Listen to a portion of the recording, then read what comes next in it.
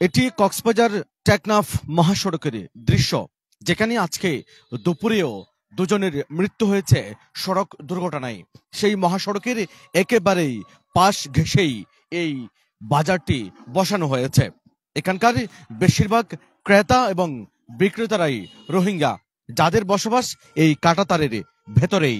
তারা এখানে এই মহাসড়কের পাশেই একেবারেই এই বাজারটি অন্তত আধা কিলোমিটারেরও বেশি জুড়ে মহাসড়কের পাশ ঘেঁষেই বসানো হয়েছে।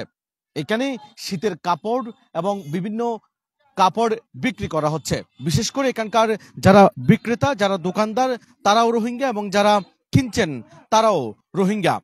মহাসড়কের জায়গা দখল করে গড়ে ওঠা এই বাজার একেবারে কক্সবাজার টেকনাফ মহাসড়কের উখিয়ার টাঙ্কালির মরা আম গাছতলা এলাকায়, এবং এই জায়গাটি একেবারেই ঝুঁকিপূর্ণ হিসেবে পরিচিত।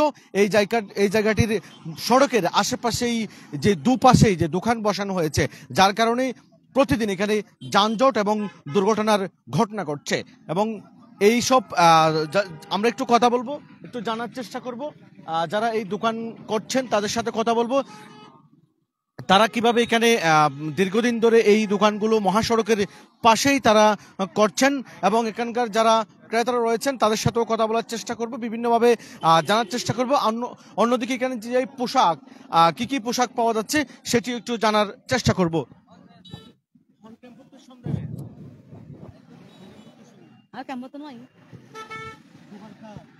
আমার আমার 11 কেম 11। হ্যাঁ, 30 টাকা 30 টাকা। বুঝি নাই, এই জমিদারের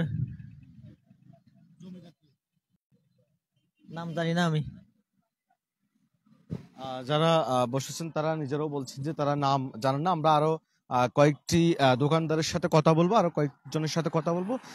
আপনারা দেখছেন যে যারা এখানে দোকান করছেন সবাই রোহিঙ্গা, এবং যারা ক্রেতা রয়েছেন বেশিরভাগই রোহিঙ্গা। আমরা একটু কথা বলবো। এখানে বিভিন্ন পোশাক পাওয়া যাচ্ছে, শীতের পোশাক, বাচ্চাদের পোশাক সহ বিভিন্ন পোশাক, যে অর্থাৎ যেগুলো আমরাকে খোলা বাজারে নিলামের কাপড় বলে থাকি, সেই কাপড়গুলো এখানে বিক্রি হচ্ছে। আমরা একটু কথা বলবো, একটু জানার চেষ্টা করবো। ক্যামেরা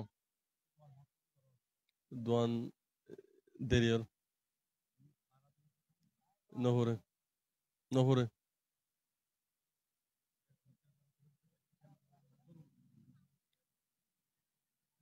Yan Hon Do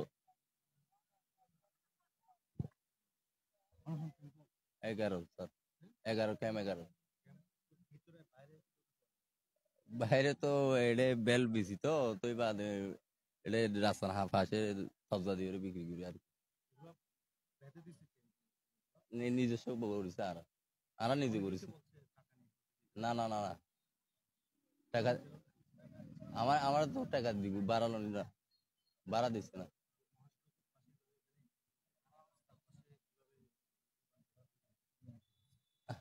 আর হনিকে অনুমতি নিতে স্যার, কাম্পের বাদ থেকে টাকা নিয়ে নেই, এবং সাধারণ যারা রোহিঙ্গা তারা ক্যাম্পের বাহিরে আসার যেই অনুমতি সেটি না থাকলেও তারা বিভিন্নভাবে চেকপোস্ট হয়ে এবং বিভিন্ন জায়গা থেকে তারা ক্যাম্প থেকে বের হয়ে আসছে। আপনারা লক্ষ্য করছেন যে এখানে বিভিন্ন পোশাক পাওয়া যাচ্ছে। আমরা একটু কথা বলার চেষ্টা করব। আমরা কথা বলছিলাম তাদের সাথে, যারা বিক্রেতা রয়েছেন তাদের সাথে কথা বলেছি, যারা ক্রেতারা রয়েছেন তাদের সাথে কথা বলেছি। আপনারা লক্ষ্য করছেন যে এটি কক্সবাজার টেকনাফ মহাসড়কের একেবারেই ঝুঁকিপূর্ণ একটি এলাকা।